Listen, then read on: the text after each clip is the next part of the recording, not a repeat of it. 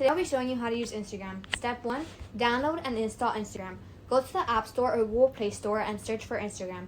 Download and install the app on your device. Step 2. Create an account. Open the app and sign up for an account using your email, phone number, or social media account. Step 2. Explore the app. The home screen shows a feed of posts from people you follow. Use the magnifying glass icon to search for specific content, hashtags, or users. This is useful to find inspiration and trends in African club dance.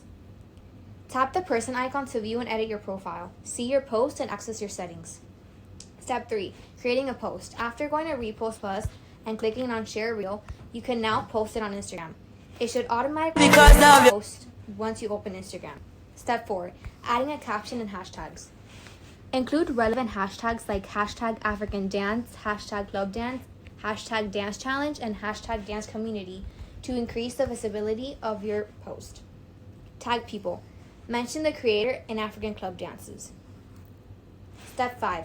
Communication. Interact. You want to make sure to comment on the person's original post.